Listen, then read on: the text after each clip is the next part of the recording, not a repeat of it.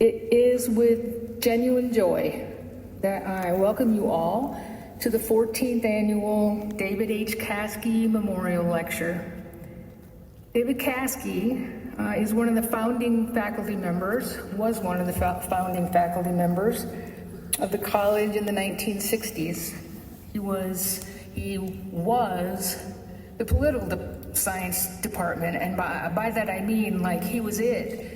If it was political science, it was taught by David Caskey. I think my sister had him.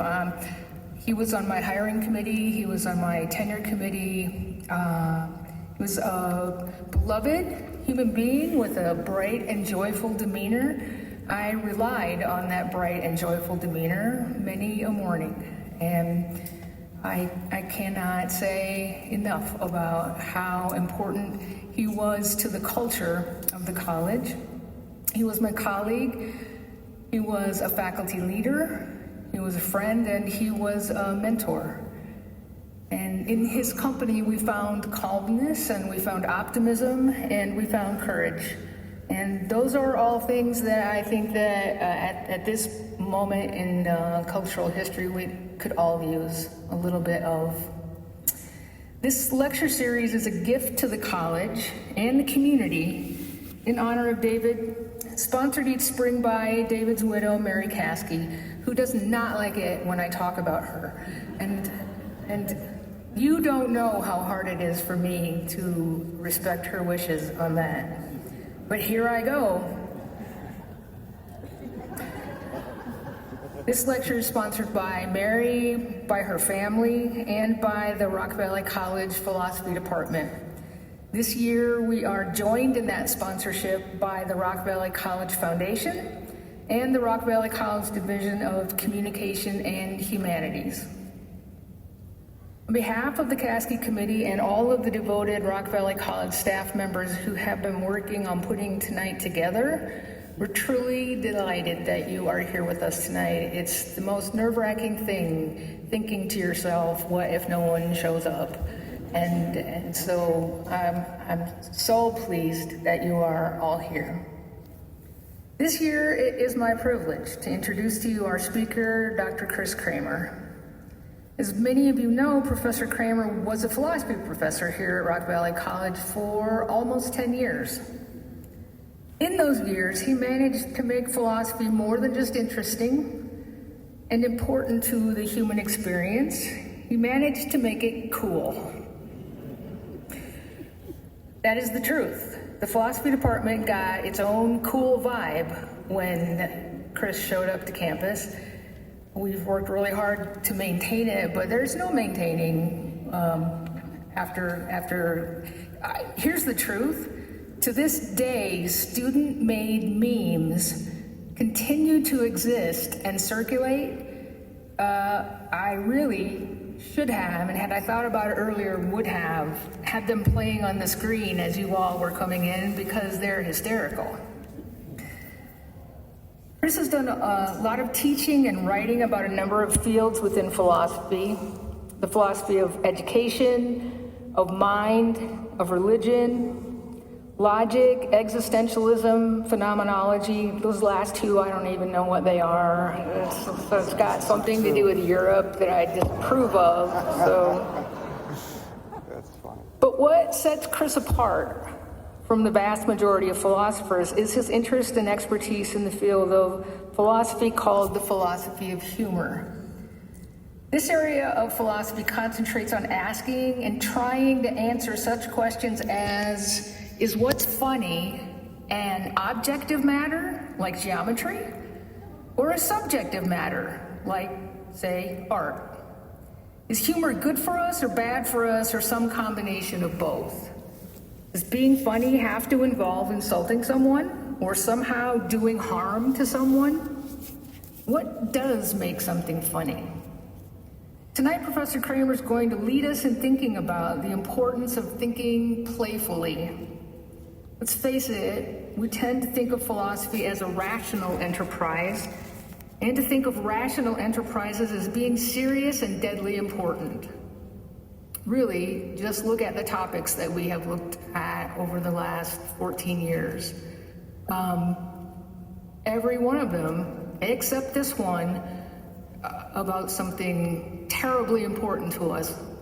Called, no, which is not to say this one's not. Oh my God. Come on, man. It's good. You're welcome. I got it. But the argument can be made that playful thinking is an important kind of thinking, and it's an important part of thinking seriously. And there's where Dr. Kramer will focus tonight. Having traveled to us all the way from his new home, Santa Barbara City College, which I have been led to believe is literally located on the beach. Am I correct about that? Not literally. Not literally? No. Close. I'm looking this up. So when he has finished with his presentation, we will conduct a brief question and answer period. That will involve folks lining up at this microphone right here. Or if you are not feeling up to traveling to the microphone, I will be circulating with a handheld microphone. So all I need is for you to put your hand up so that I can bring you the microphone if you have a question that you would like to ask. That will last maybe 20 minutes. So once he has finished, please feel free to get up and approach the microphone for the Q&A. I'm not going to come back up here and invite you to do that. I'm just going to expect you to remember this moment when I told you to do that. So, having said all that, please join me in welcoming to the stage my dear friend and colleague, but not my comedy mentor. He thinks puns are way too funny. I respectfully disagree. Dr. Chris Kramer. Thanks for talking.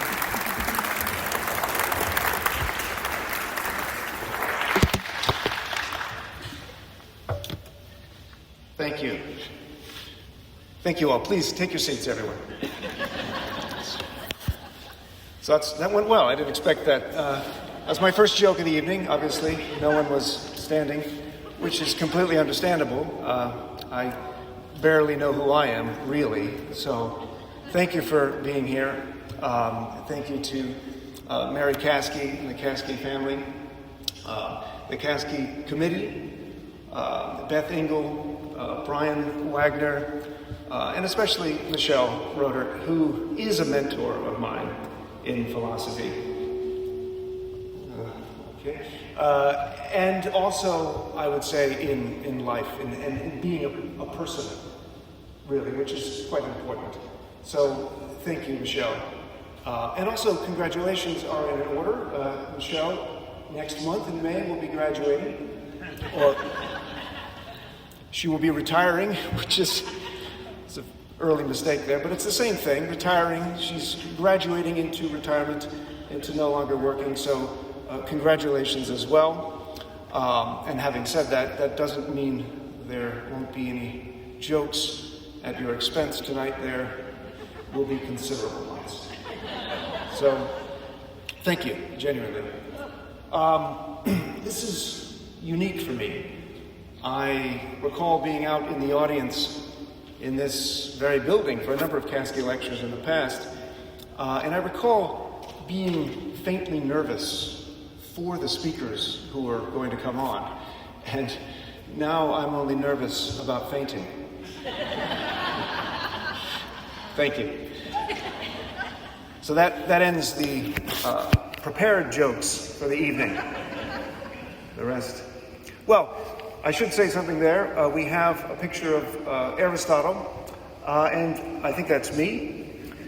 Michelle found a picture of me online when I was older, which seems logically impossible, but it's happened.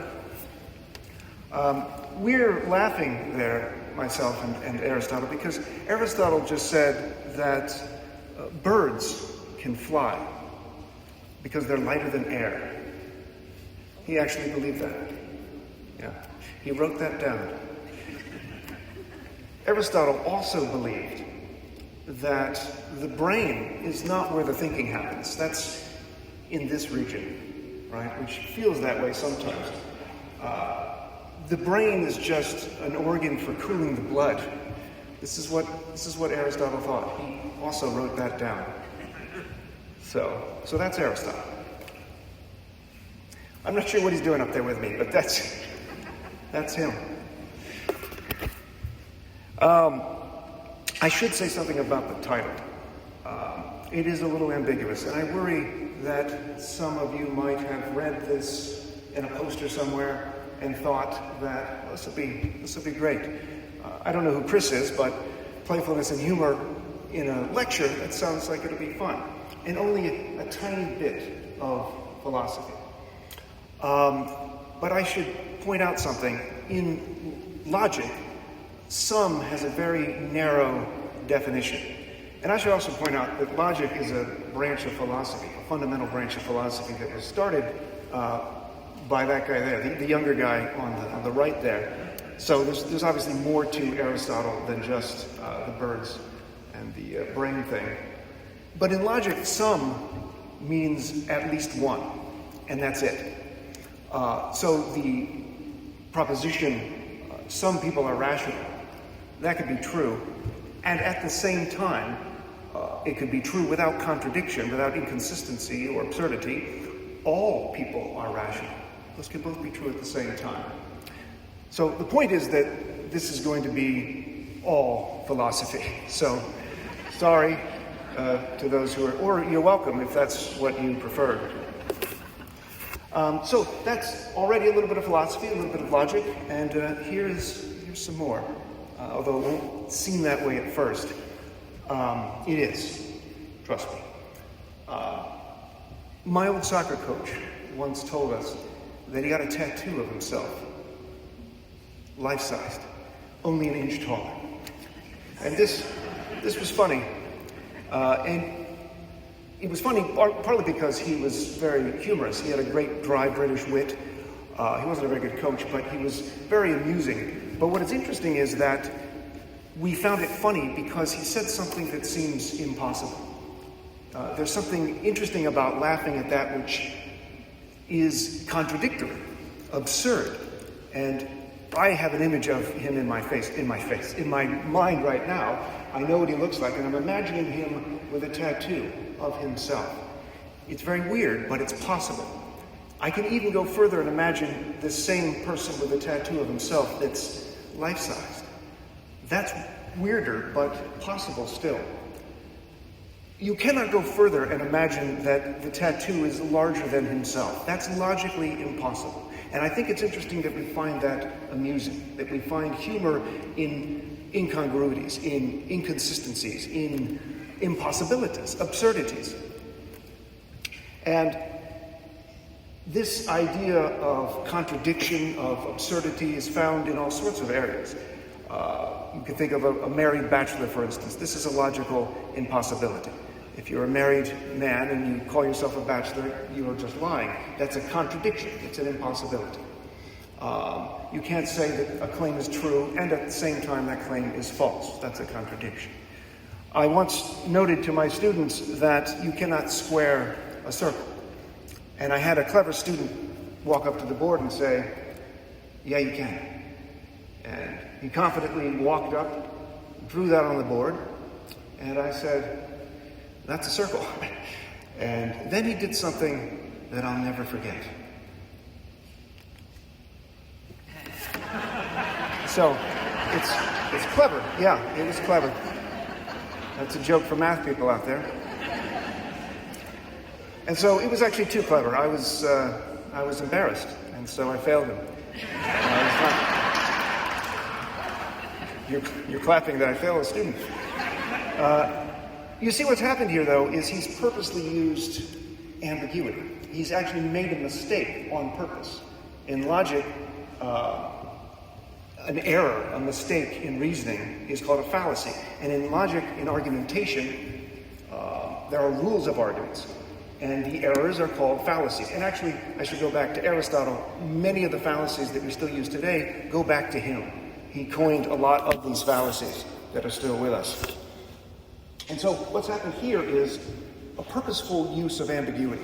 It's called semantic ambiguity. It's equivocation. He's using the word square in two different senses, and it's forcing us to shift to oscillate back and forth, to recognize both different senses. And in order to get it, in order to understand it and also enjoy it, we have to be able to oscillate between those two different senses. And that idea of absurdity, of contradiction, of confusion that comes to us when we recognize these things is interesting to me. Why is it that we find it amusing? Why do we have a feeling of mirth when we recognize a mistake? I think that's fascinating. I think it's worth studying. To bring this idea of contradiction closer to home in a literal sense, I was heading to campus earlier today, and very nearby I noticed this sign, to which I suspect some of you know where this is. This is very dangerous. I mean, this is a contradiction.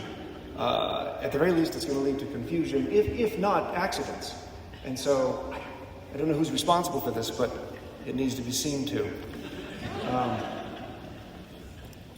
Some of you are looking, perhaps on your maps, where exactly is this?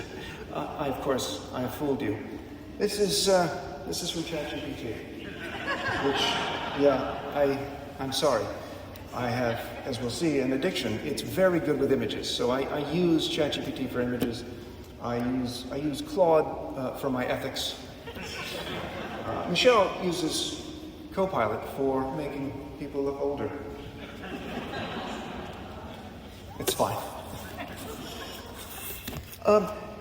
So it's interesting, this idea of contradiction, and it's a big deal for logicians. Logicians don't like to find contradictions within their argument. It's disastrous. And logicians also, philosophers generally, don't like the idea of a lack of concern for consistency in our web of beliefs. A web of beliefs, I'll refer to that a lot. I like that phrase. It comes from a guy named V.O. Quine. Think of the sense of all the beliefs that you have in your head. They're interconnected by these nodes, this web structure. So it's a wob. A web of beliefs, or a wob, is where all the beliefs that we accumulate over our entire lives come from, or end up, so to speak. And for Aristotle, those who don't care about contradictions, those who are unconcerned about there being inconsistencies in their web of beliefs, he has a word for those people, and that word is vegetable. If you don't care about contradictions in your web of beliefs, he calls you a vegetable. It's not surprising to you, apparently. I seem to have lost, there it is. There's a philosopher who follows Aristotle, a Muslim scholar who was a commentator of Aristotle, who goes even further than Aristotle. Those who deny the law of non-contradiction, that's that idea that you can't have true contradictions, they should be thrown into the fire. Yeah, that's serious stuff. But you notice the little smirk on his face there? There is a little bit of playfulness here, and it's serious play. If you read the rest of the quote there, for those who are obstinate, those who don't care about inconsistency, let them be plunged into the fire, because to them, being thrown into the fire is the same as not being thrown into the fire, do you see? You're a vegetable if you deny the law of non-contradiction. What Aristotle and Avicenna are doing is using a very playful but serious form of reasoning in logic called the reductio ad absurdum, which is just fancy Latin for it's ridiculous, but with a formal tinge to it. So he's saying, if we accept what you're saying is true, here's what absurdity follows. If you think the law of non-contradiction doesn't matter, then you're a vegetable. And if you think you're not a vegetable, what are you going to do? The moment you say, I'm not a vegetable, you've presupposed the very law in question. And so it's pretty important for logic. That kind of playfulness, I think, is important. It's important in philosophy classes, but you might ask, what about the real world? You might ask, well, how does this relate to outside of an ethics class or in a logic class? It's all very cute that you have these concerns about consistency in your reasoning. But what about the real world? To borrow, that's a lot of words, and I'll look at some of them. This is a response from that guy, and he's saying those words. And he's responding to a question by Jake Tapper about whether or not, military options might be off the table for taking over Greenland, rather than other sort of political approaches. And in response to this question, Stephen Miller says this, and just as an anticipation for perhaps later on, there's a theory of humor called the incongruity theory of humor. So you might have noted some incongruities here between that guy and those words, just to anticipate that. But in response, we live in a world, the real world, Jake. That is the world governed by strength, governed by force, that is governed by power. These are the iron laws of the world since the beginning of time. And I'll return to those bolded words in a moment. But just consider that position he's making here. It's not a new one. This has been around at least since Plato in his dialogue, the Republic. And in this dialogue, Plato has a character named Thrasymachus basically argue for this, right? Justice is in the interest of the stronger. Justice is in the interest of those with power. The phrase we now use is, might makes right. And that works as long as you maintain the might. And Socrates points this out. This only works if you stay in power, obviously, or else it leads to contradiction. This only works if those in power are infallible and don't make mistakes, otherwise contradiction. And Thrasymachus comes to recognize that, there might be something to that, right? This idea that, I guess we'd have to be infallible for this to work. And I can't think of anyone, except for two people, who are infallible, that is, incapable of error. And one of them is the Pope, when speaking ex cathedra, from the chair, on Catholic doctrine, on Catholic dogma, as it's sometimes referred to, right? And the other is Donald Trump, when speaking from the Truth Social. Now, that's not true. That's not true, obviously. The Pope can be mistaken. And the Pope was corrected like 2 weeks ago. It's true. 2 weeks ago or so, the Catholic scholar and elegizer of hillbillies, J.D. Vance, corrected, you can clap for that, that's fine. He corrected the Pope on matters of Catholic ethics, on just war theory, which is fascinating. That's a philosophical idea that goes back to St. Augustine, St. Thomas Aquinas. So I was kind of pleased to see philosophy back in the public sphere, and then I realized it's actually quite bad. But anyway, I just find that fascinating. To his credit, J.D. Vance, he's been a Catholic for about 7 years now, and is the Pope Catholic? All right, enough of that. I did want to get back to the bolded comment that he makes here. I know there are probably some students in the audience, and I know that you probably have some papers due soon. Don't write that shit in your papers. It's always false. It's a cliche, okay? And English professors don't like it. I'm looking at one of them over there, Rob Moyer. You write that in your paper, you're going to get failed, right? It's terrible. Cliches are either so vague as to be truth indeterminate, or they're just outright false, or meaningless, right? It is what it is. Don't write that in your papers. I don't know what that means. Everything happens for a reason. I don't think that's true. The stakes couldn't be higher. Definitely avoid that one. They could always be higher. Just about always. And this one is fine, I guess, if you're writing a paper on astronomy and you're talking about the origins of the universe 13.7 billion years ago. That's, of course, not what he's talking about. He's referencing human power, human knowledge, human certainty, and so on. So the point here, avoid cliches and avoid contradictions, right? So I think there's a kind of certainty we can settle on. The law of non-contradiction is pretty important. But I have to say, we need to be cautious. I think Bertrand Russell, pictured here, he really was that old. What happened? Where did he go? Can you all see Bertrand Russell? All right. He's incredibly old. There he is. That's okay. That's really what he looked like. I don't think Michelle's gotten to that picture yet.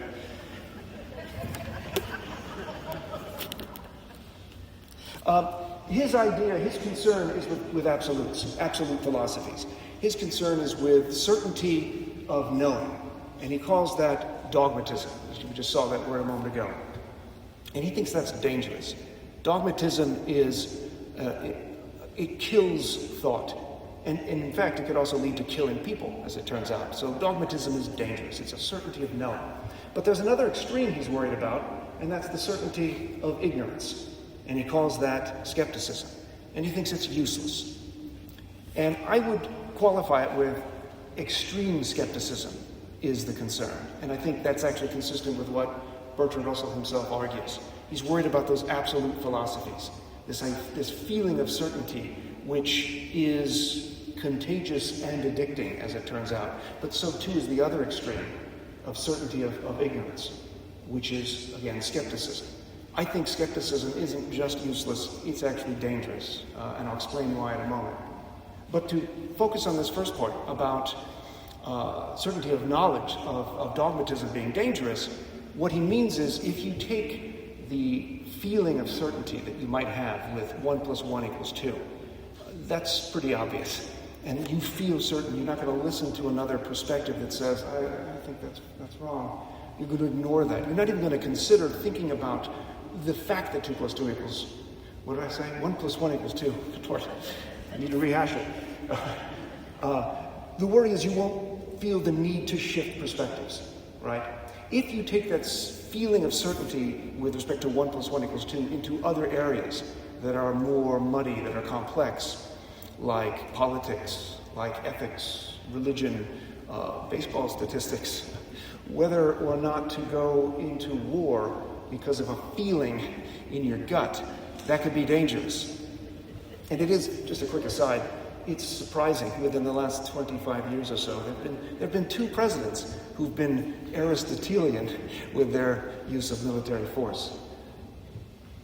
Because they felt in their gut. Thank you. They felt in their gut that they should go to war. That's a problem. If you have no doubt, if you lack any confusion or concerns for possibly being mistaken, Russell was what's known as a fallibilist. And we like that so much, the Philosophy Club that was conceived here in Rockford, Rock Valley College about 20 years ago now. We put this on our sweatshirt, philosophy begins when one learns to doubt. And then we added the trusting part to it because we thought that was clever. I think it is. And this idea of not being able to shift perspectives, not being able to think about your position without having some fallible assumptions of maybe being mistaken. And the idea is that we need some degree of doubt. We need some understanding that we could be mistaken. Not complete skepticism. This is accurate. I think Bob Dylan was not just a great drummer for Metallica. So some of you are recognizing, of course, who is this? Who just shouted out? Did somebody say Little Richard? Oh, no, it's Prince. It's meant to be Prince. I don't know now. Or it's actually more confusing. It's the artist formerly known as Prince. And so I got that off the internet, which makes it all the more confusing. And the point of this is that we don't typically know where most of our beliefs in our web of beliefs, our WOBs, come from. We have so many of them. And it's unclear that we have good reasons for why we think they're true. And so, in fact, there are just 2 very general sources for where you get all of your beliefs that fit into your web of beliefs. And they are direct experience and other people. And that's it. And most of it is other people, because you're only one person, you can only experience so much. So it's mostly coming from other people. And so that means we need a lot of trust in a lot of other people, a lot of institutions, and so on. And so this raises some concerns. We have some worry over where our beliefs come from. I have the belief, it's relevant in the news and everything now today, within the next couple of months in particular, that the signing of the American Declaration was in 1776. I believe that. I don't know where that belief came from. It probably came from a parent or a history professor right? We have some history folks out there. Your whole discipline is based on other people, and mostly dead ones, as it turns out, which is okay that I say that. I was a history major in college, so it's acceptable, I'm assuming. What this leads to is a hope that we have good justification for our beliefs, and that they're consistent, and that they're justifiable. And I want to borrow from a comedian, so this is a little bit controversial, Louis C.K. I don't know if you know who Louis C.K. is.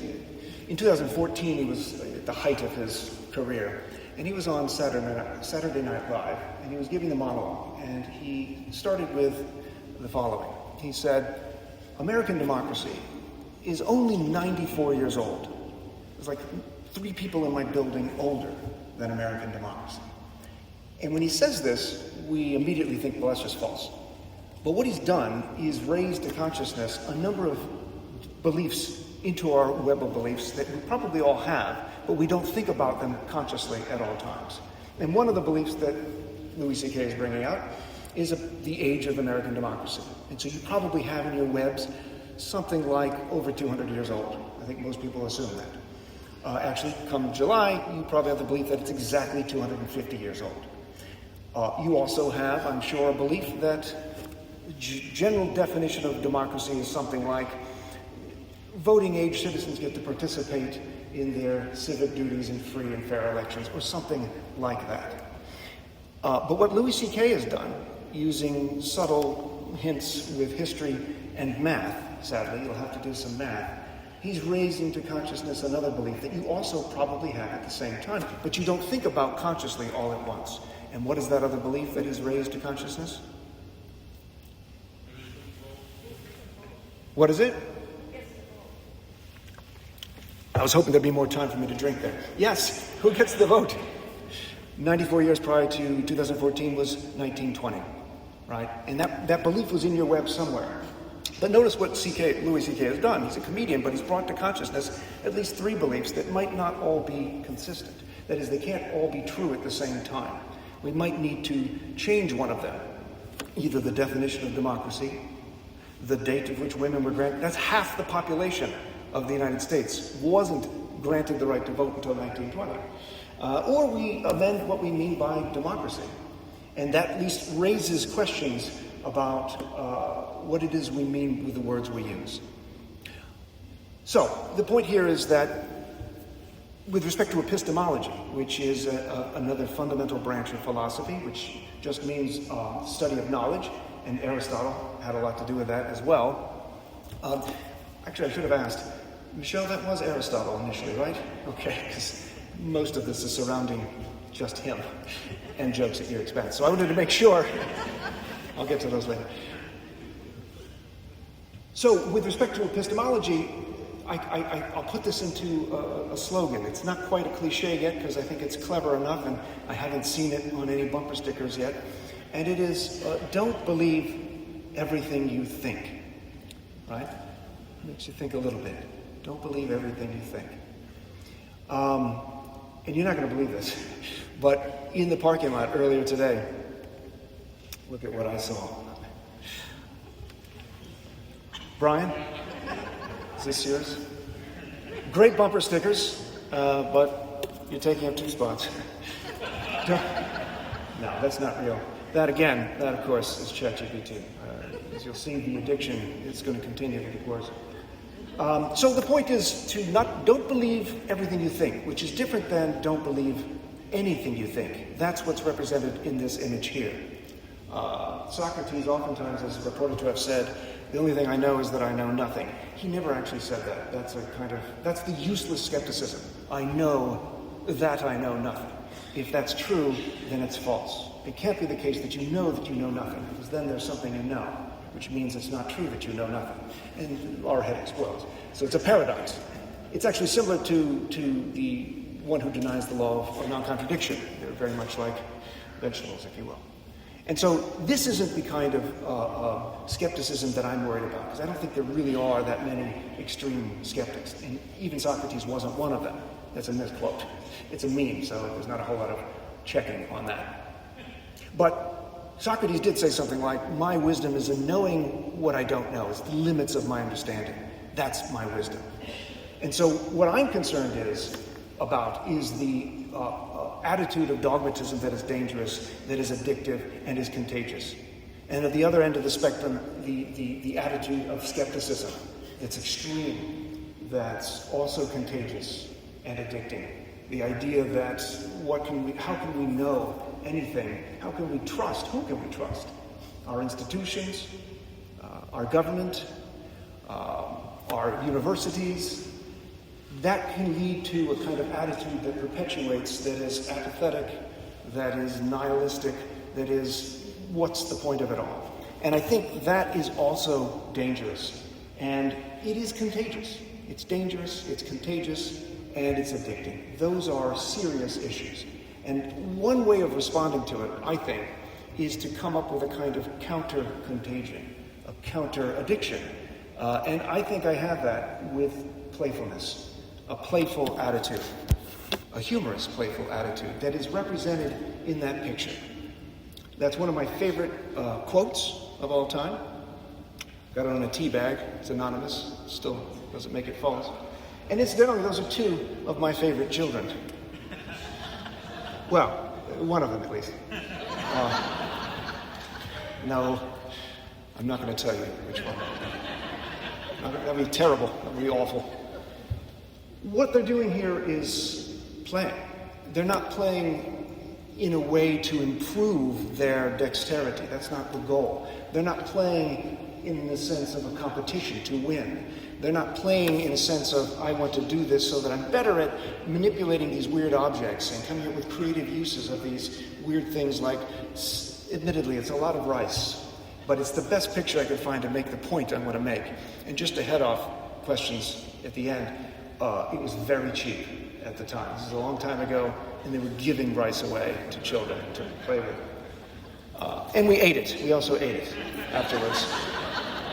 But their sense of playfulness that I want to invoke here as a kind of counter-contagion, counter-addiction, is intrinsically valuable. They're engaged in it for the sake of the play, not for anything else. And yet, by virtue of that intrinsic value, for the sake of itself, they actually do get better at coming up with creative uses of these other objects, of hand-eye coordination and dexterity, right? So this concept of intrinsic value is what I want to focus on. And I want to borrow from a philosopher of play and games and epistemology. He's one of my favorite philosophers at the moment. His name is C.T. Nguyen, and I'm going to quote it at length slowly because it's a little confusing. He says, an agent that loves eating and sex for their own sake will do better at survival and procreation than an agent who values survival and procreation and pursues eating and sex only as instruments to those final ends. End quote.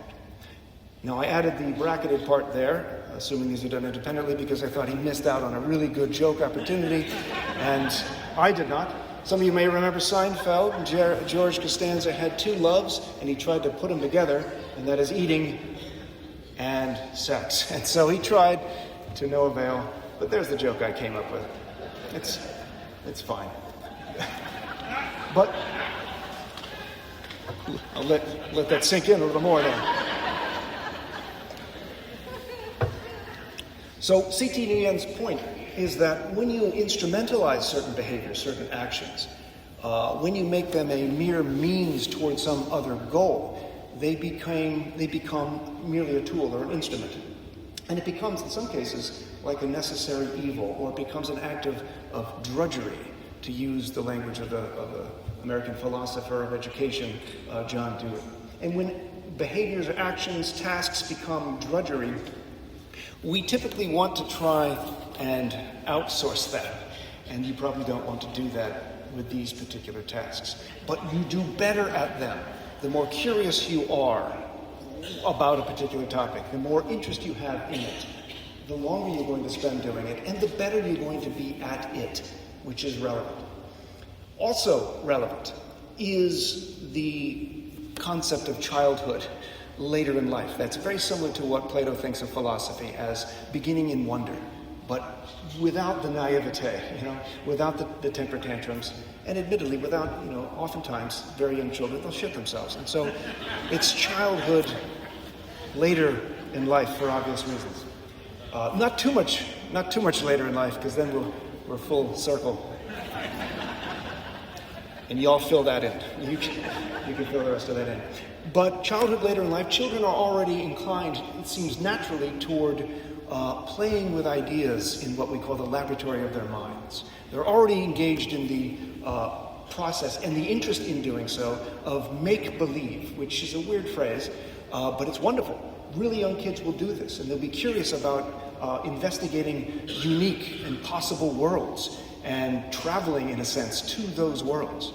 And in philosophy, we have a word for that, and it's called Gedankenspiel. For the German, it just means thought play, or Gedankenexperiment. It's a term coined by Ernst Mach, but it's related to a philosophical tool that's been used since Plato and before. It's simply experimenting with concepts, with ideas in the laboratory of our minds, because we probably aren't able to test certain ideas, maybe because the technology isn't there, or maybe because it would be unethical. And so thought experiments is a fundamental tool of philosophy that is playing with ideas, and oftentimes in a very serious way. And just to give you an example of a thought experiment, it's a very famous one. It goes back to Plato, as so many things do. It's called the Ring of Gyges. And in this story, Gyges is presumed to be a virtuous person. He's a good man. He happens upon a ring, and he takes the ring. It's on a dead man, so I don't know, he just takes it. Not how virtuous that is. Plato didn't actually say anything about that. And he plays with it a little bit, and he recognizes that it turns him invisible. And he does this a couple of times. And then within like 2 sentences of this dialogue, Plato has Gyges seduce the queen, kill the king, and take over the kingdom in like 2 sentences.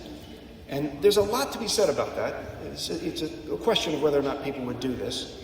And Plato admittedly glosses completely over whether or not invisibility is seductive. I don't understand the connections between that.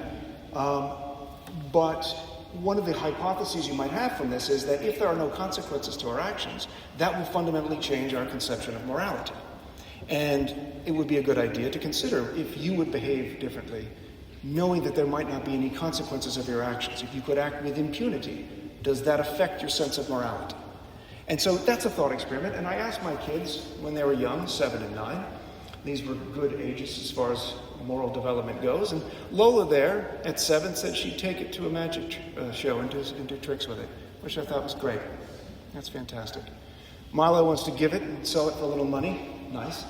To a scientist to see how it works. That's what he would do if he found a ring of invisibility.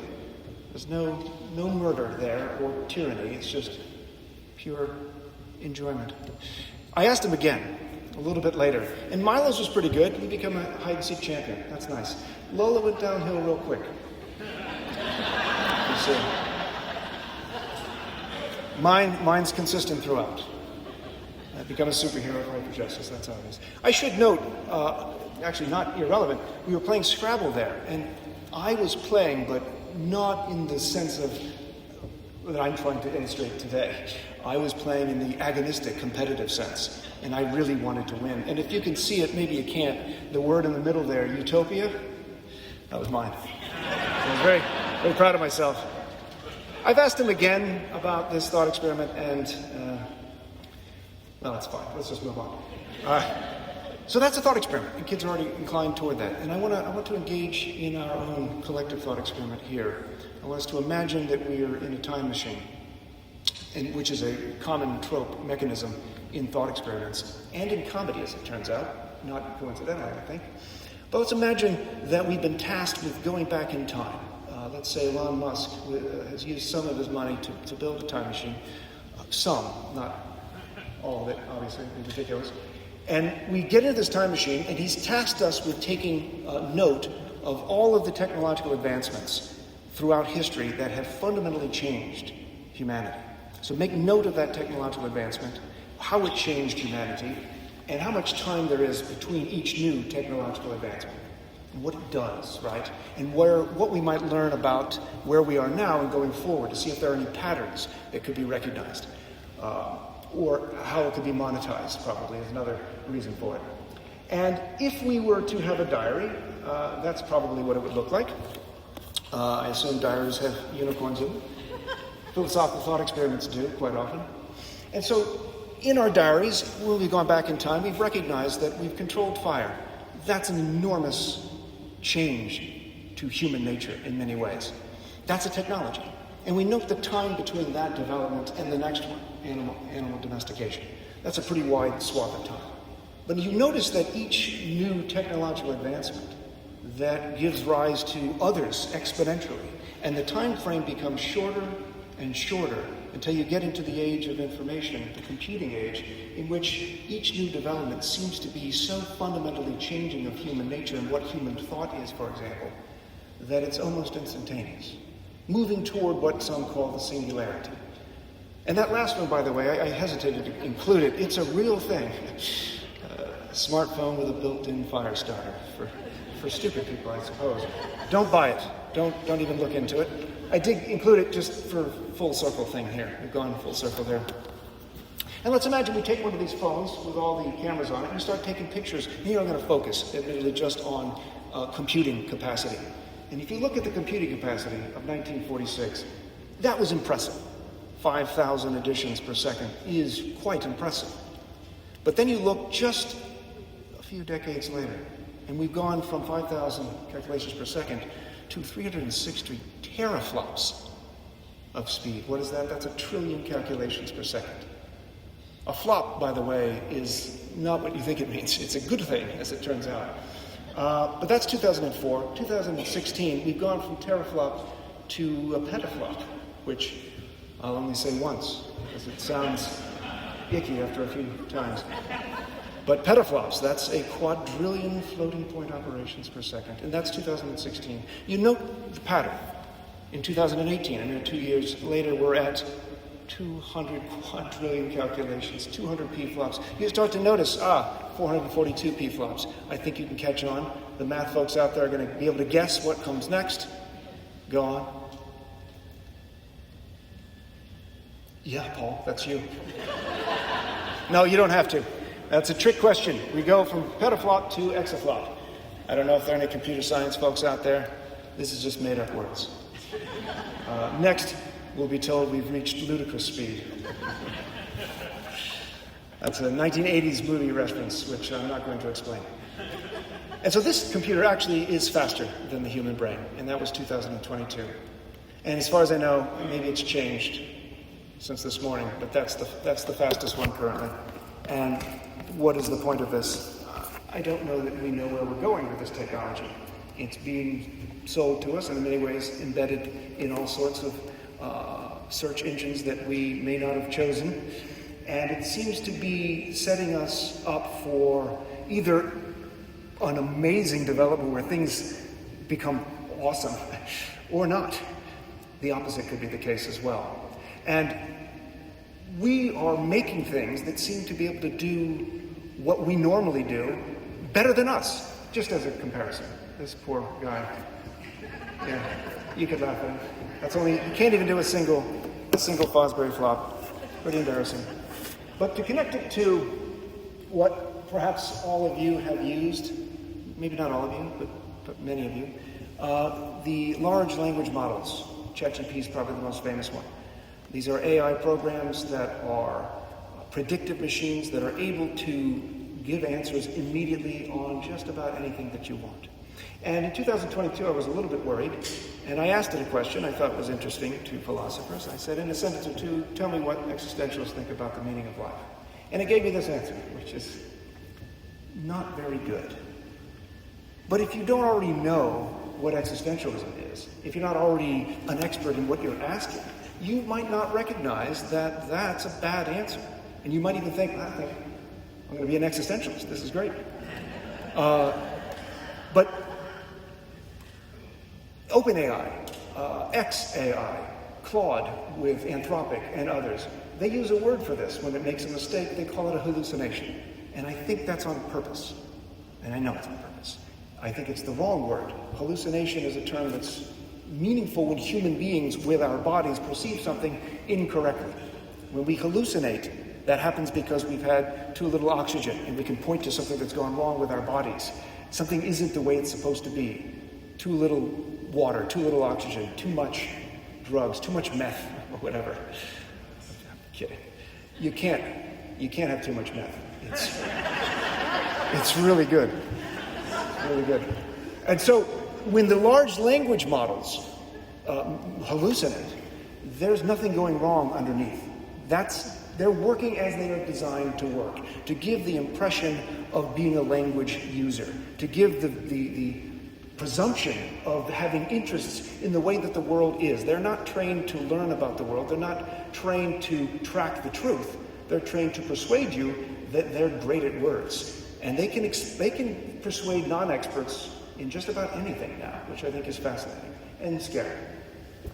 And I did notice some people were concerned. Let me back up a little bit. Don't do meth. Just so we're clear, I don't know if y'all don't know me.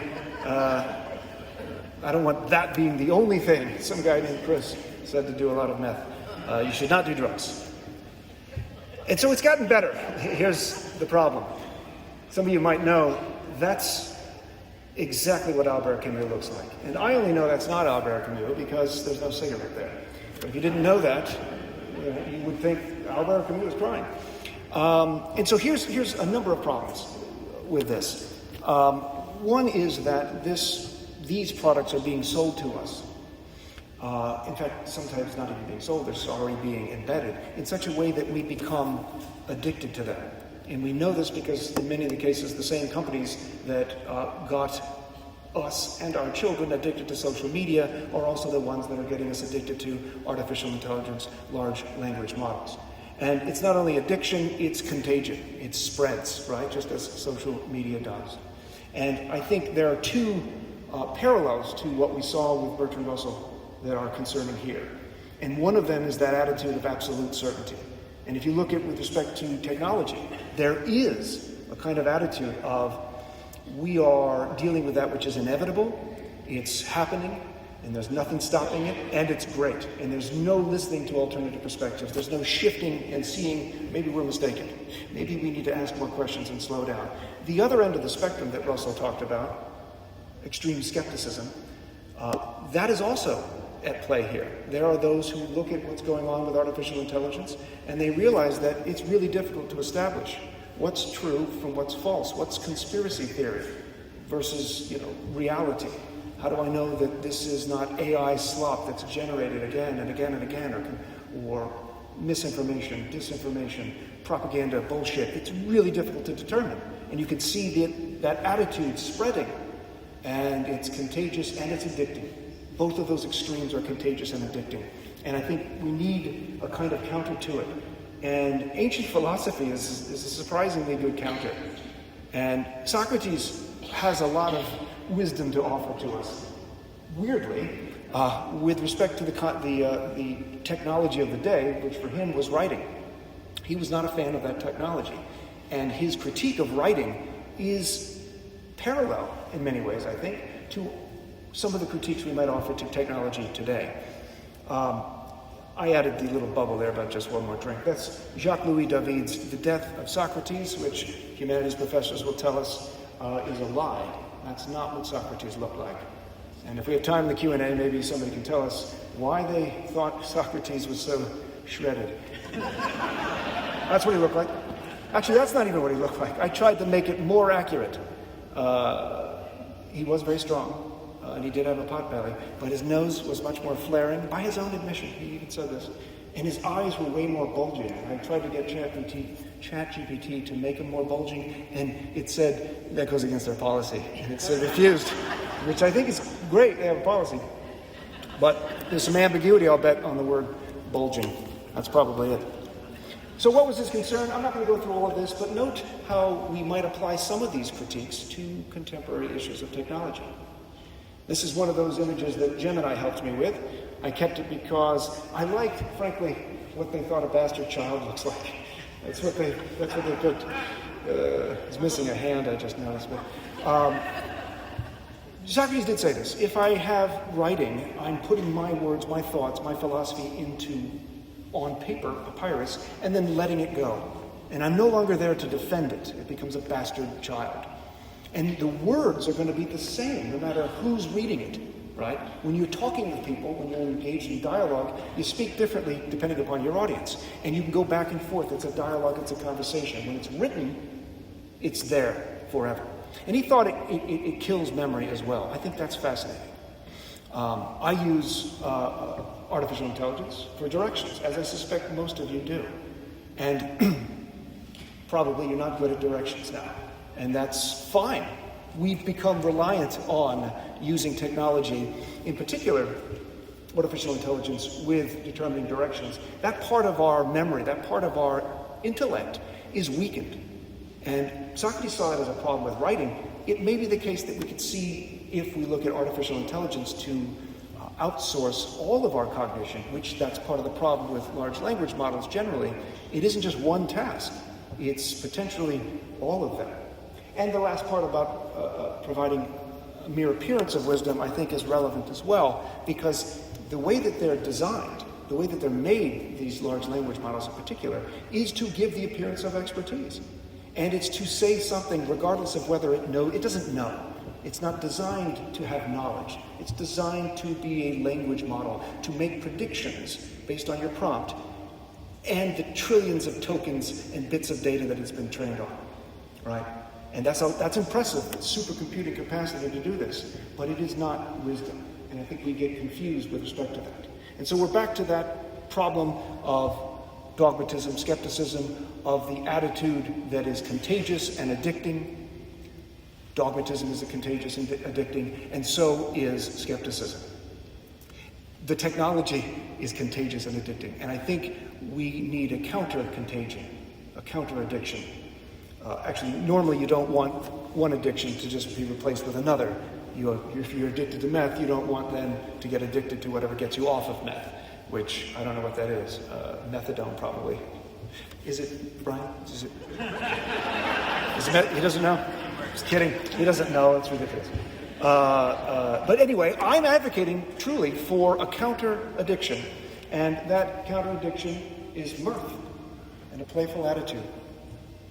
Yes, that's a terrible image, but it's also a little cute. If you stare at it for a little bit, it gets to become somewhat cute. Mirror neurons, fascinating story behind them. Psychology professors out there will probably be able to tell us more about them. It was serendipitously discovered, mirror neurons, right? Scientists in the 1990s were looking at monkeys in an fMRI machine for some reason, and they noticed that the monkey in the fMRI machine was watching another monkey, and they saw this other monkey reach for a nut or something. And the neurons in the monkey's brain that's in the fMRI started activating as if it was engaged in that goal-directed behavior. And do you know what the scientists said when they discovered this serendipity? Do you think they said, Eureka? No, nobody says Eureka. Nobody's ever, since the beginning of time, if I may borrow a phrase, no one said Eureka. What scientists say when they discover something accidentally is, that's funny. Yeah, it is. I got that from Isaac Asimov. I think that's right. But we can relate this to humor, I think. We can relate this to laughter, because we do see it. It's natural. Immediately we have these mirror neurons activating. That baby doesn't even know it has a face. And look at how well it's using it to make fun of that guy. It's incredible. That bottom one on the right is really good. That's my best one. And so this is activating immediately, and it's triggered.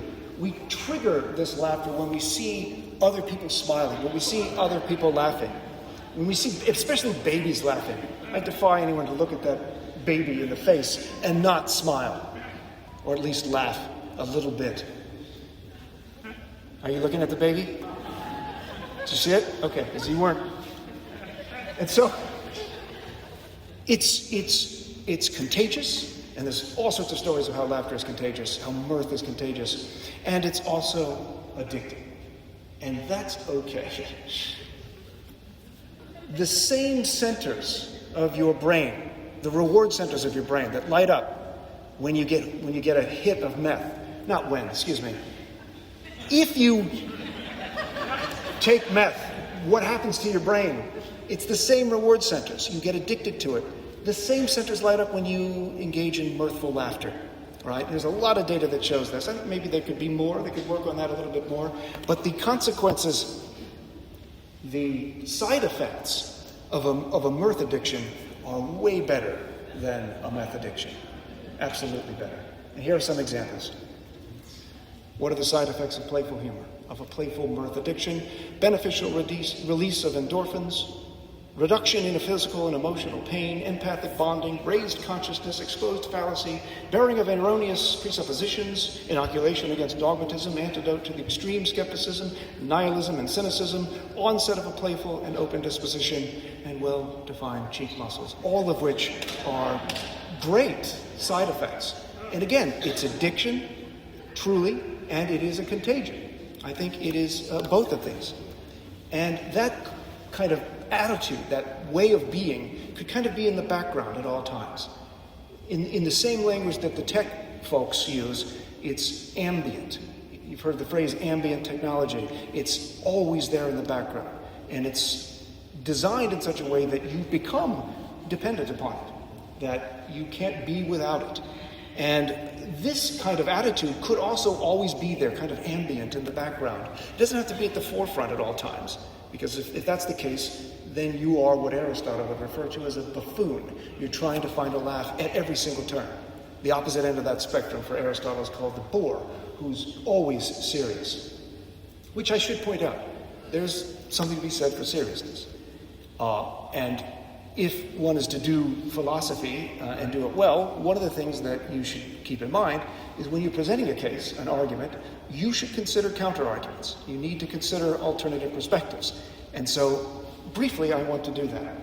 And the critique is actually embedded in what we saw from Stephen Miller many slides ago. It's a kind of question of, well, this is all nice, this playfulness, this humorous attitude. But what about the real world? That's a legitimate question. I mean, it's literally playful, which is seemingly the opposite of seriousness. And it's actually a question that's raised in a wonderful show. If you haven't seen it, I encourage you to do so. Introducing philosophy to the masses, moral philosophy in particular. Ted Danson's character there is Michael. He's a demon. And he's learning philosophy, moral philosophy from a human being, a moral philosopher. And Michael at one point says, look, I'm not getting this. This is too abstract. It's too separate, distant from reality, from the real world. There have to be stakes, he says, bless you, or else it's just another thought experiment. And that's a legitimate critique. There have to be stakes. It's a similar critique that Karl Marx made of philosophy in general. Philosophers have only theorized about the world. The point is to change it. I think he's right about that. Also, Marx said, philosophers who just theorized abstractly are really only engaged in mental masturbation, which can be fun, but it's hardly fecund. I have that last part. But I think there is a response to that. I think we can look at the word serious and playful as ambiguous, as so many words are. And I'm going to go through a few of the connections between a humorous attitude and a philosophical attitude to show how these things come together. A philosophical attitude and a humorous attitude, most people don't know what philosophy is, and that's partly on philosophers, sure. Also, it's not required in high school, so it's on the education system. But we all know what it is, generally, to have a humorous attitude. Here are some parallels between the two. Both attitudes question our presuppositions. A presupposition is a belief we hold that we haven't argued for. It's just kind of gotten adopted. We might not even know when or where or why it came about. And that's the Louis C.K. bit, raising to consciousness these ideas that we haven't necessarily thought about. And a humorous attitude is one that's open to this kind of questioning of these presuppositions. And that connects to the second one, of rational or moderate skepticism. The extreme dogmatist is dangerous. We need some doubt, but not so much that we doubt everything, and it becomes useless, and also dangerous on the other end of the spectrum, where we just give up and ask, what's the point of it? The third one I haven't said much about. A humorous attitude and a philosophical attitude both foster divergent thinking, as opposed to convergent thinking. With convergent thinking, which is needed and useful, I have a question and then I converge on a particular answer. There is an answer to that question. What is epistemology? Here's the definition. With divergent thinking, which is typical in philosophy, and in humor, as it turns out, the kind of thinking engaged in there, we have a question and it's open-ended. It requires curiosity, it requires openness, right? It requires flexibility. What kind of person should I be? That's not a convergent type question. What's the right thing to do? Does God exist or not? Is a divergent kind of question, or it fosters divergent thinking. Even though the claim God exists or God doesn't, right? It's either one or the other. It would be weird to have a philosophy textbook with that question and then an answer in the back of the book with yes or no. It diverges, it encourages us to open our ideas to more questions, as it turns out, that leads to improvement of our thinking on matters of great importance. The fourth one, both attitudes require cognitive and emotional distance. If I'm too emotionally tied to something, I'm too connected to it, I'm too close, I can't think about it clearly. It's certainly not critically, right? I'm not able to step back and see alternative perspectives. I'm so close that that's all I see and all I feel. It's similar to the feelings of dogmatism, the feeling of certainty that preclude us from shifting perspectives. If I'm too distant, it's not going to matter to me. If I have no emotional connection whatsoever to the topic at hand, I have no motivation to think about it. There's an etymological root connecting emotion and motivation. If I'm too distant, I don't care to think about it. Also, it won't affect me emotionally enough to be amused by it, right? There's a connection between what we're capable of thinking about critically and what we're capable of laughing about. And I think the humorous attitude and the philosophical attitude find that sort of sweet spot for us. The fifth one, both are playful, even when the subject matter might be serious. I think that's because the concepts are ambiguous. We do know that people take their play seriously. People who are playwrights, they're serious about what it is that they do. Athletes who play sports, they play for a living. Musicians play their instruments, which is an interesting phrase. We don't work our instruments, we play them. That's significant. Philosophers play with thoughts. Comedians play with thought as well. And oftentimes about very serious matters. When you're playing with thought seriously, with thought experiments, with the reductio ad absurdum example from logic, the content is oftentimes very serious. It's ethics, it's justice, it's issues of oppression, it's just war theory, for instance. All of that can be very serious, and yet our playful attitude is not contradictory to that seriousness. We already talked about thought experiments, and I think that connects as well with humor and playfulness. And the last two go together. Encourage collaboration and dialogue. Both humor and philosophy do this. Especially with people like Socrates, who's the sort of exemplar of the philosophical method. It's now called the Socratic method, as it turns out. Socrates doesn't tell Thrasymachus that he's wrong, that your definition of justice is mistaken, and here's why I'm correct. What Socrates does is educe, which is the root of education, as it turns out, educe from others by way of questioning, by way of getting them to recognize their own inconsistencies, where they've been mistaken themselves, and they find that they've made an error, right? There's the collaborative aspect of it. It's a dialogue, it's a conversation. It's not, here's my thought by myself, I've established this certainty. We're to believe that Descartes and others are capable of this, philosophizing in isolation. I don't think that's the case. This is true with humor as well. Humor is the most collaborative of the arts, an argument could be made. If you give a joke, but then fill in every bit of it as you go, you've removed the possibility of discovery.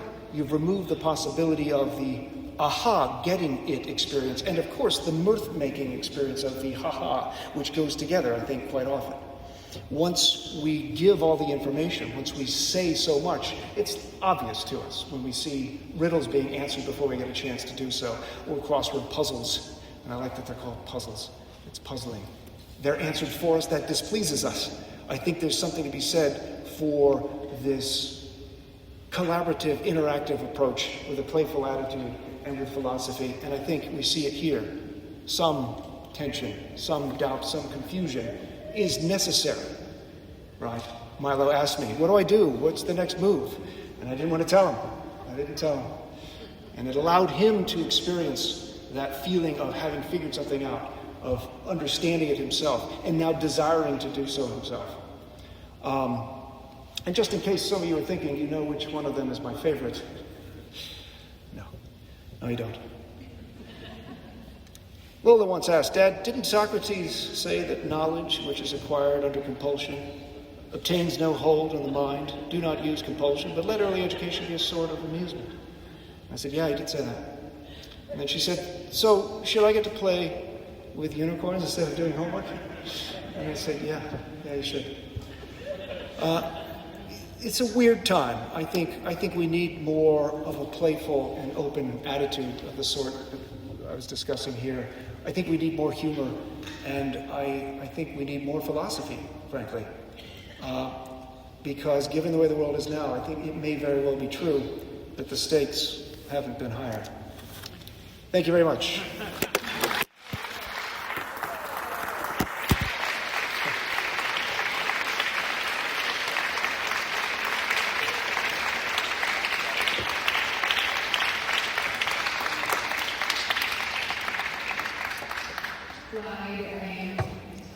It's time to go forward and have fun. If you have questions that you'd like to ask, or raise your hand if you would like me to bring to you the portable microphone.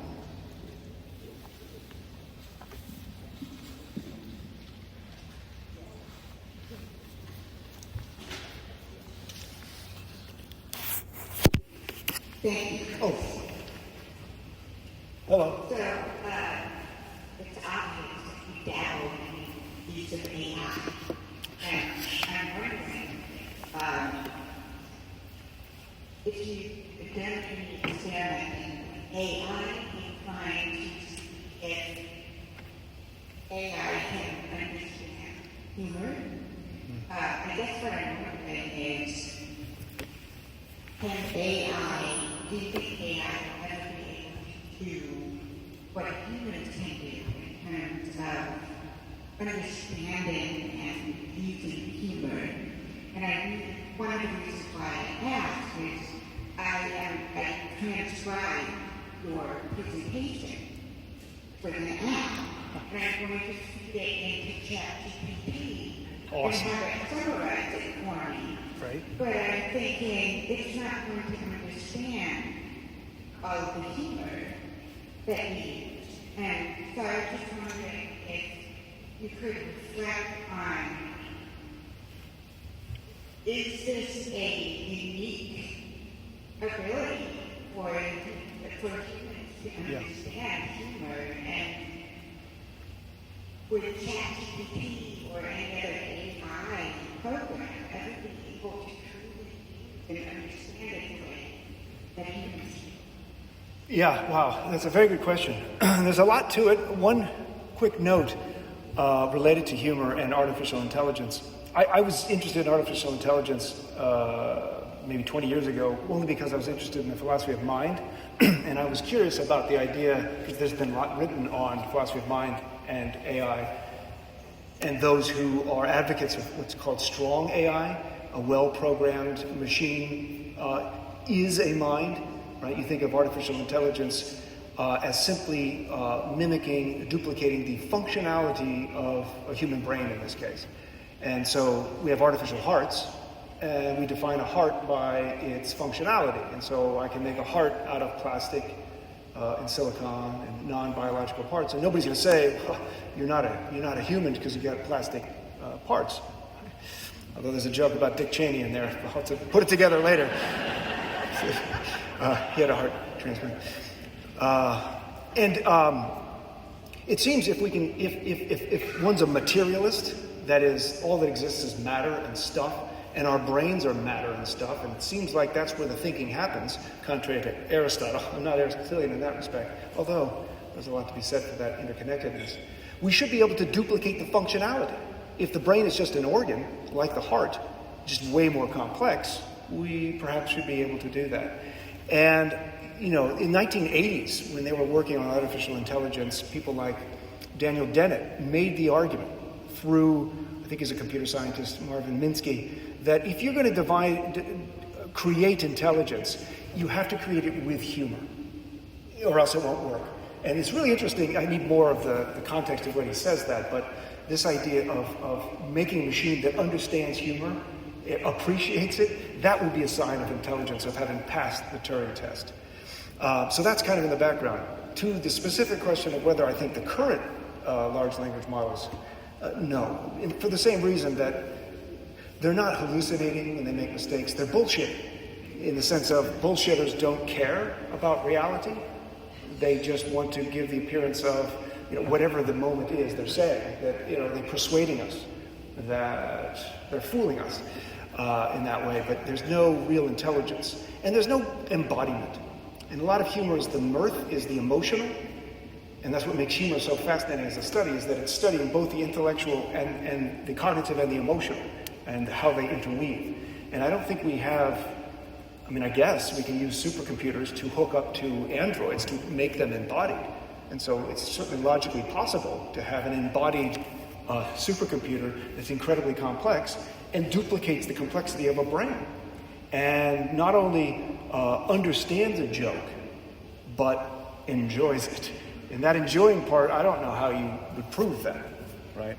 I don't even know if y'all enjoyed this tonight. You could have been, I'm kidding, I do, I could tell just then.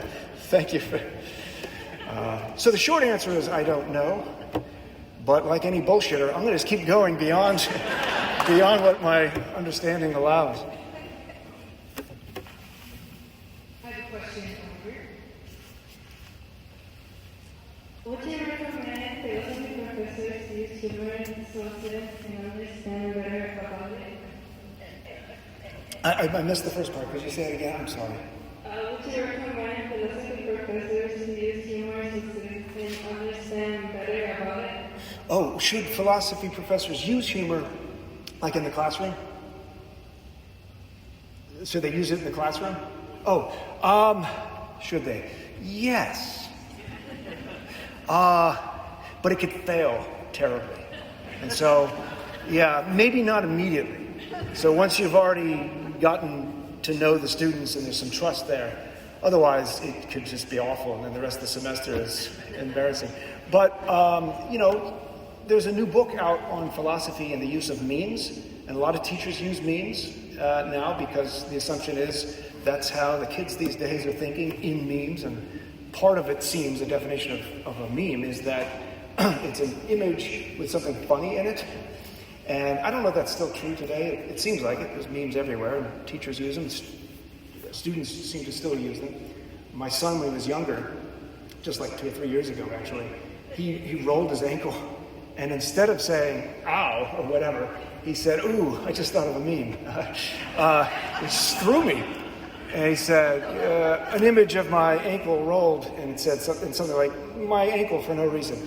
And so young people are thinking in terms of memes. I don't know if that's the case anymore, but I think teachers need to be with it in that respect. And sometimes what people find funny in the moment is a useful avenue into that subject matter. So if you're already interested in things that are funny, you can kind of smuggle in intellectual ideas in a way that's intrinsically valuable. Like my kids playing, they ended up being really good at handling rice, as it turns out. And both of those children I love equally, just to clarify that earlier point. I don't know if that answers. I'll just say yes. Hi. So, what is your opinion on us having free will? My opinion on you over there, the two of you having free will? All of us. I'm afraid we're out of time. It's not my fault. No, I'm kidding. Now give her the mic back. That's just, obviously, what do I think about it? That's a huge issue in philosophy. That's a metaphysical issue. And guess who had a lot to say about that? Aristotle. Yeah, Aristotle did. I don't know. I think if we are purely material, let's go back to that earlier discussion of artificial intelligence. If we are purely physical material beings, then it seems that we could be described in purely physical terms, and therefore it'd be weird for us to say we are freely doing something in a way that no other physical object can. And so I guess the question would be, if you think you're free, when did you start being free? Because to borrow from the philosopher Baron de Holbach, no one chose to be born. And that fact, I think, is pretty damning for those who advocate for free will, because, then you're an infant. Most people don't look at infants and say, they're freely choosing to do what they're doing. Except St. Augustine, who hated babies, as it turns out. He thought they were evil. He thought they were freely doing what they're doing. But where along that line of you're not free, you're just an infant, you're not free, it's just another day longer, and then you keep going, and you're now here at the age of 35.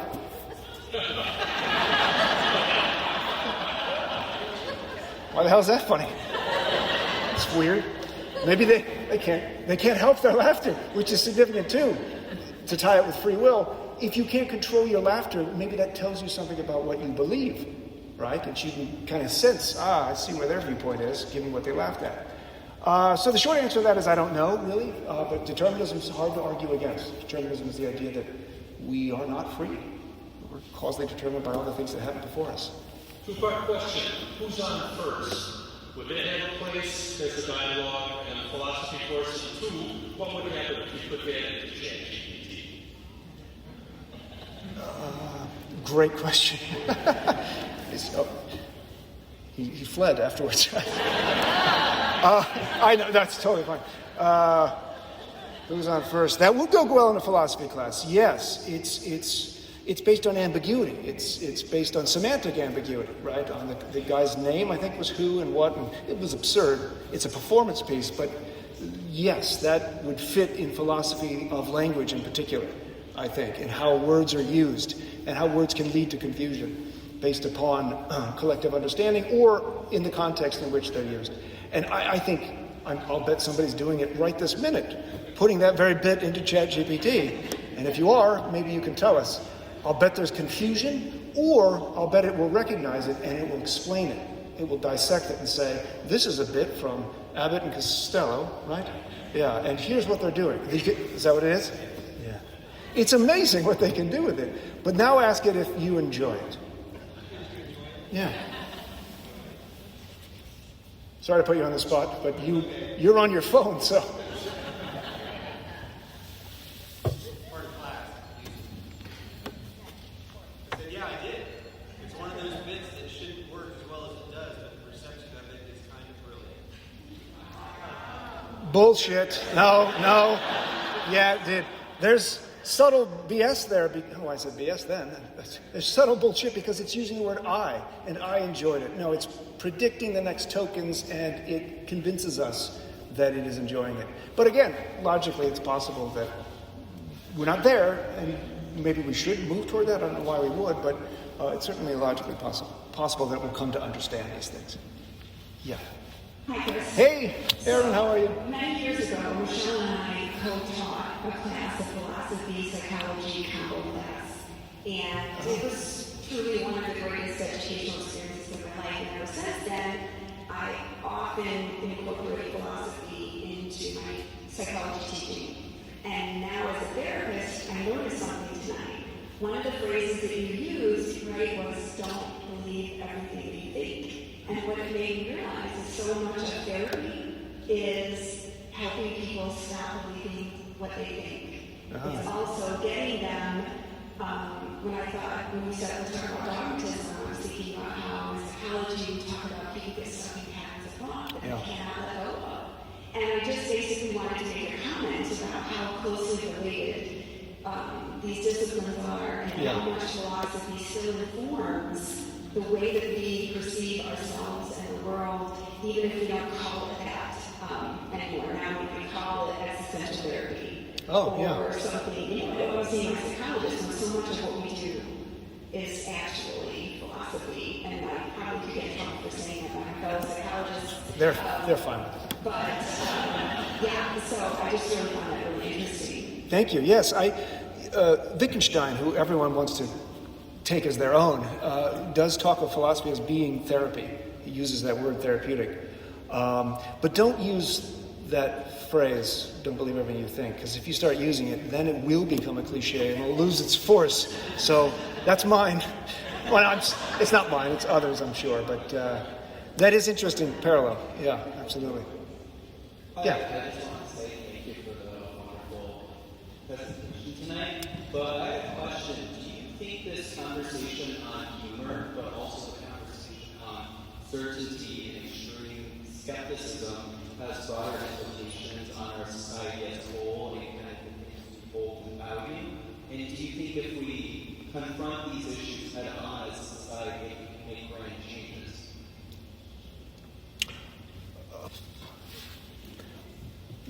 Yeah,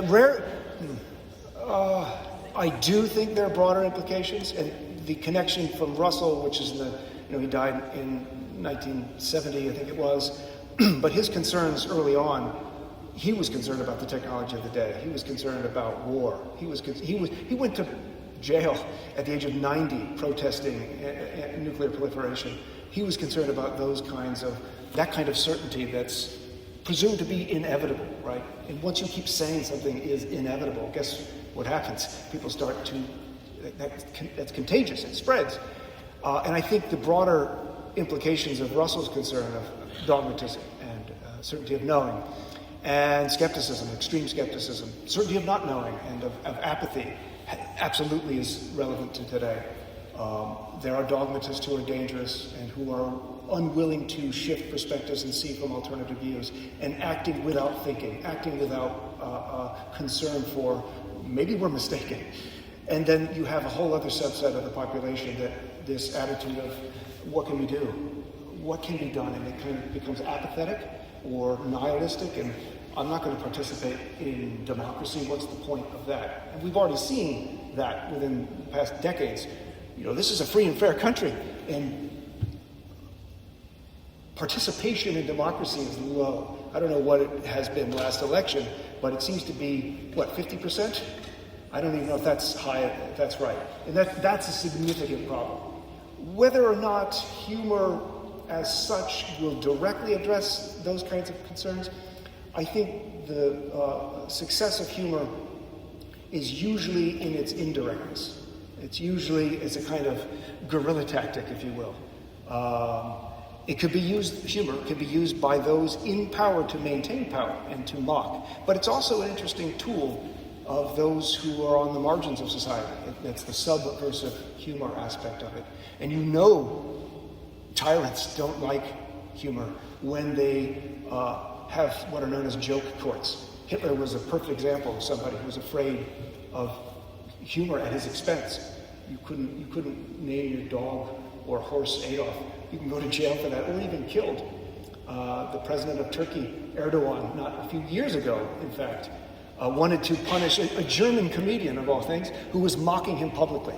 And so they recognize, those in positions of power recognize that humor can be a tool of undermining power and also of collective action and raising of consciousness.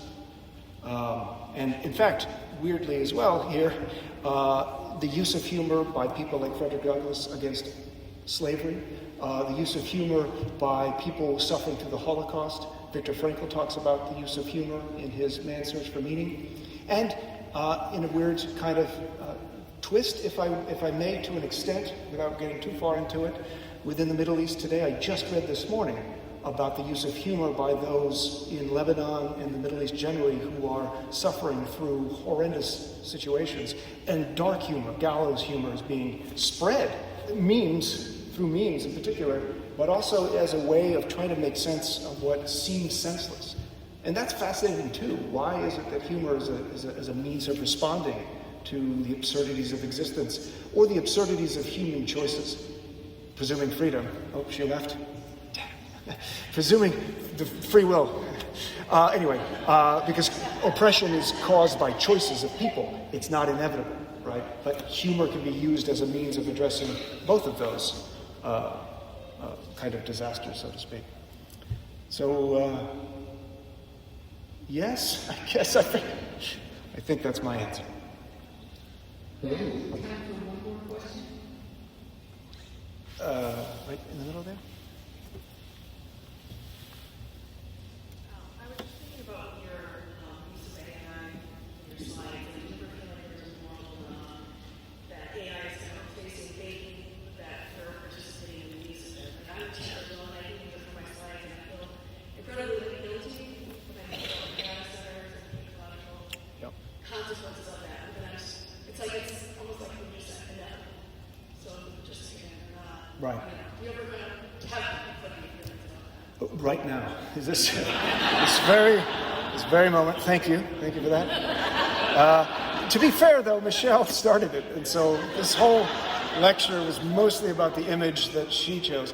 I should note, this is not AI. This is a former student of mine who made that image. I don't know if y'all can tell what that is. That's a cow in a field of marijuana. Just to dissect that joke for you. Stakes. He said, that wasn't a mistake. He spelt that correctly for the joke. But yes, of course. And part of, if I can be charitable to myself, part of the reason I used so many of these images is to show that indeed it is addicting. It's incredible, the images that they make. And I was joking about using Claude for my ethics. I do not. That would be absurd, even though Anthropic, who has Claude as their LLM, has an in-house philosopher who's been working on the soul of Claude, which I think is, I guess, good, or I don't know what's going to happen with that. But you're absolutely right.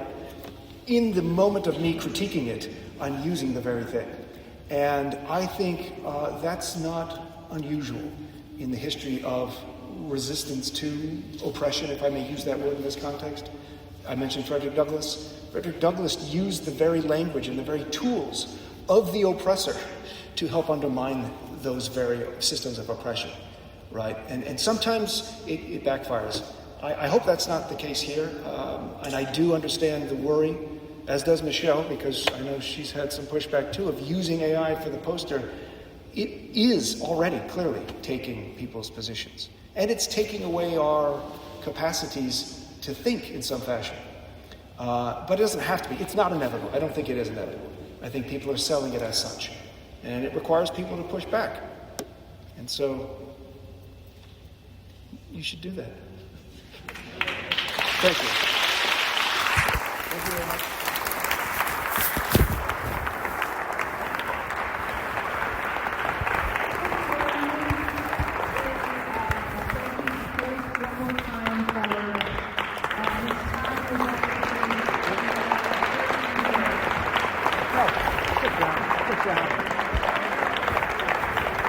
That's funny.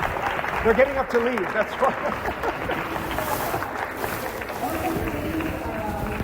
We have just a moment to thank Caskey for making it possible.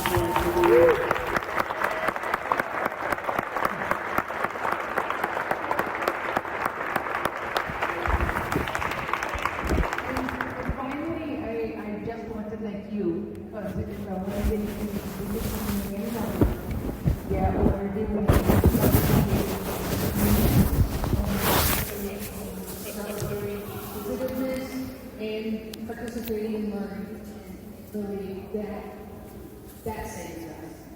So thank you for coming out tonight, and please travel home safely.